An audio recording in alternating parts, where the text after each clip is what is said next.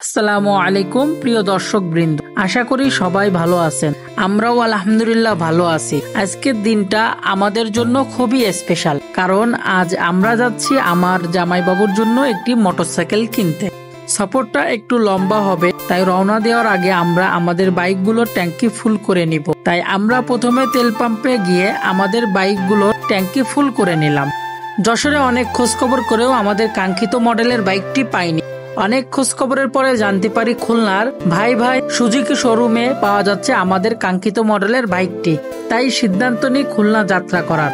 খুলনার পথে যেতে যেতে আমরা প্রকৃতির সৌন্দর্য উপভোগ করলাম। রাস্তার দুই পাশে সবুজ ধান খেত, আকাশে সাদা মেঘ আর বাতাসে এক অনাবিল শান্তি। সবকিছু মিলিয়ে মনটাই ফুরফুরে হয়ে গেল। প্রকৃতির মাঝে যেন হারিয়ে গেলাম এক ভিন্ন জগতে। মনে হচ্ছিল আমরা যেন বাস্তব নাই, কোনো স্বপ্নের জগতে চলেছি। সেই মুহূর্তগুলো সত্যিই ছিল ভোলার মতো না।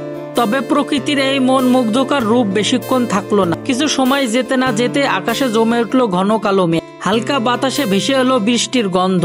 এক অজানা শঙ্কা যেন মনের কোণে জায়গা করে নিল। আমরা বুঝতে পারলাম বৃষ্টি আসন্ন, আর যদি সত্যি বৃষ্টি নামে তাহলে আমাদের যাত্রা হয়ে উঠবে আরো কঠিন। তবুও আমরা থামলাম না, মনে ছিল অটুট বিশ্বাস। অবশেষে বৃষ্টির প্রথম ফোঁটা পড়তেই যেন আকাশটা খুলে গেল। এক ঝড়ো বৃষ্টিতে পুরো রাস্তা ভিজে উঠল। আমাদের টিমের সবাই দ্রুত আশ্রয় নিলাম পাশে থাকা একটি ছোট দোকানে। ছাউনির নিচে দাঁড়িয়ে রইলাম যতক্ষণ না পর্যন্ত বৃষ্টি থামে। বাইরে ঝুমঝাম শব্দে বৃষ্টি পড়ছে, আর আমরা ভিতরে অপেক্ষা করছি। চোখে ভেসে উঠলো আমাদের গন্তব্যের ছবি। একটু পরেই ধীরে ধীরে বৃষ্টি থেমে গেল, আকাশ কিছুটা পরিষ্কার হলো, আর আমাদের মনেও ফিরে এলো আশার আলো। আমরা আবার বাইকে উঠে রওনা দিলাম। ভেজা রাস্তা, ঠান্ডা বাতাস, আর মনে একটি লক্ষ্য, আমাদের সেই কাঙ্ক্ষিত বাইকটির দেখা পাওয়া।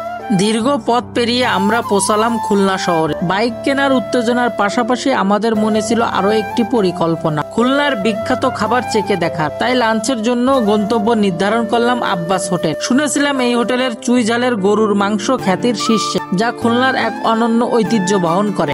আমরা সবাই মিলে গিয়ে পৌঁছালাম আব্বাস হোটেলে। আব্বাস হোটেলে বসে অর্ডার করলাম সেই বিখ্যাত মেনু। খাবারের স্বাদ এক কথায় অসাধারণ। চুই ঝালের ঝাঁজ আর গরুর মাংসের রসালো স্বাদ সব মিলে মনটা একদম ভরে গেল। বিশেষ করে চুই ঝালের গরুর মাংস, যাকে সত্যি মনে হলো খুলনার এই ঐতিহ্য একবার না চেখে দেখলে জীবনের অনেক কিছুই অপূর্ণ থেকে যেত। খাওয়া দাওয়া শেষ করার পর আমরা সবাই রওনা দিলাম শোরুমের উদ্দেশ্যে। কিছু সময়ের মধ্যেই পৌঁছে গেলাম শোরুমে।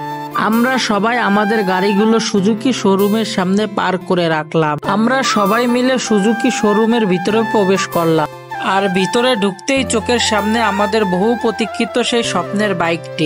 দেখেই মনটা ভরে গেল। বাইকটির আকর্ষণীয় ডিজাইন আর চকচকে লুক আমাদের দৃষ্টি আটকে রাখলো। এই বাইকটি ছাড়াও শোরুমে ছিল আরো নানা মডেলের মোটরসাইকেল। তবে আমরা সবাই মিলে ভালোভাবে দেখে শুনে শেষমেশ সিদ্ধান্ত নিলাম এই বাইকটাই আমাদের চাই। সিদ্ধান্ত চূড়ান্ত করে আমরা চলে গেলাম ক্যাশ কাউন্টারে জামাইবাবুকে নিয়ে। সেখানে গিয়ে তিনি আইডি কার্ডের ফটোকপি জমা দিলেন। আইডি কার্ড নেওয়ার পর কাগজপত্রের কাজ শুরু হলো। সব ফর্মালিটিস শেষ করে আবার ফিরে গেলাম আমাদের স্বপ্নের বাইকের কাছে। শোরুমের এক ভাই খুব যত্ন করে আমাদের বাইকটি সম্পর্কে বিস্তারিত বুঝিয়ে দিলেন এবং সেট আপ করে দিলেন পুরোপুরি প্রস্তুত অবস্থায়। এরপর জামাইবাবু চূড়ান্ত কাগজ সই করে দিলেন, আর তার মুখে ফুটে উঠল এক প্রশান্তির হাসি। এই মুহূর্তে আমাদের সব কষ্ট উপেক্ষা সবই সার্থক মনে হলো। অবশেষে বাইকটির চাবি আমাদের হাতে বুঝিয়ে দেওয়া হলো। আমরা সবাই মিলে একটা গ্রুপ ছবি তুললাম স্মৃতি হিসেবে। এরপর আমাদের নতুন বাইক নিয়ে রওনা দিলাম যশোরের উদ্দেশ্যে, অগাধ আনন্দ নিয়ে, নতুন স্বপ্ন বুকে নিয়ে।